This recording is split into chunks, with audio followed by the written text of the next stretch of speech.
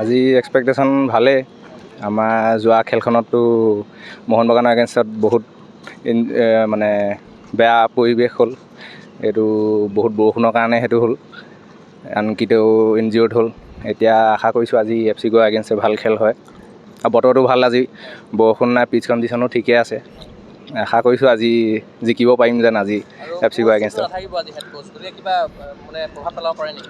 প্ৰভাৱ একো নাই, কাৰণ কথা গোটেই ট্ৰেইনিংটো মেটচ ডে -1 হৈয়ে যায়। গতিকে চিটুৱেশ্যন কণ্ট্ৰল কৰিবলৈ বাকী এছিষ্টেণ্ট ডিপাৰ্টমেণ্টে ধুনীয়াকৈ ছেটেল কৰিব বুলি আশা কৰিছোঁ। আৰু টীমটো ভালেই টীম, খালি অলপ জেল হওঁতে টাইম লাগিছে। শ্বৰ্ট লীগ এইবাৰ, বহুত কম মেটচ আছে, সেইটো কাৰণে। হয়, প্ৰথমলৈ যাবলৈ বহুত দূৰ আছে আমাৰ এইবাৰ, হয়। খালি এতিয়া 12ৰ পৰা আগলৈ যাওঁচোন, সেইটোৱে। আজি সমৰ্থক কম বাৰু আগৰ তুলনাত, হ'লেও খালি 5টা বজাত খেল হোৱাৰ কাৰণে এইটো অকণমান অসুবিধা হৈছে। 7:30 আহি আছে, 7:30 বজাত খেল হ'লে বেছি মানুহ হয় বাৰু, সেইটো। জালুকবাৰীৰ পৰা আহিছোঁ মই, জালুকবাৰীৰ ঘৰ।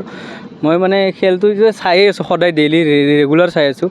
চালে মানে হ'ল কি, এতিয়াতো আমাৰ প্লেয়াৰবোৰো এনেকুৱা নাই, ভাল প্লেয়াৰো নাই, যিহেতু আমাৰ বাজেট কম।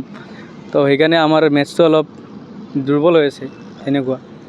সেইকাৰণে সেইটো আজি মিনিমাম 2-1 ছামথিং এনেকুৱা জিকিব পাৰে। আজি 2-1ত আশা কৰিছোঁ। এনেকুৱা হেড কোচ নাথাকিব, ৰেড কাৰ্ড খাইছে বাৰু।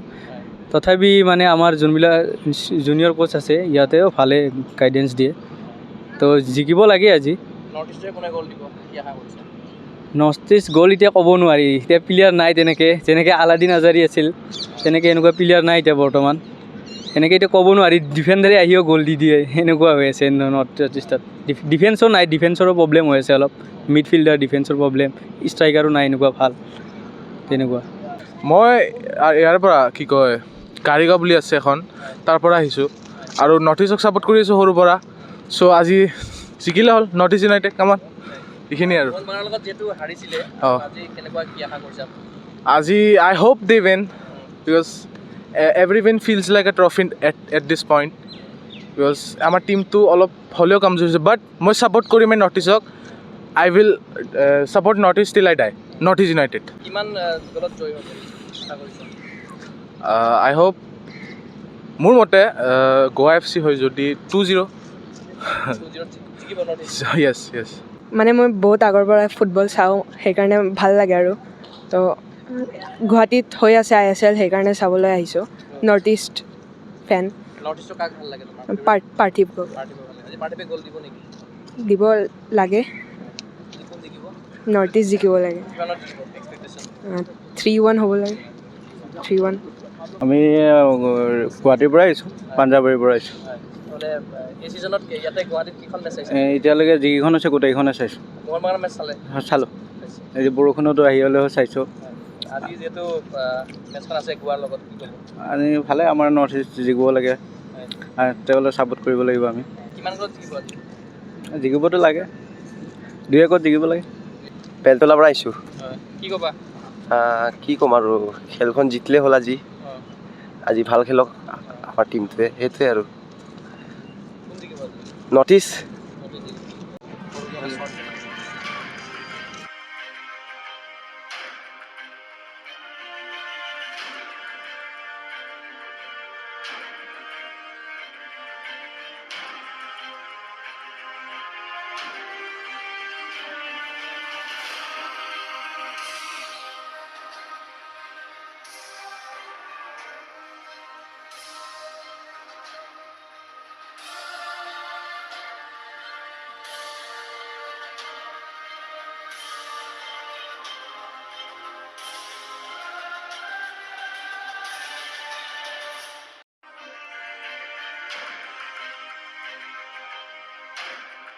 অসম তথা উত্তৰ পূবৰ কাৰাটে ক্ষেত্ৰৰ বাবে সুখবৰ।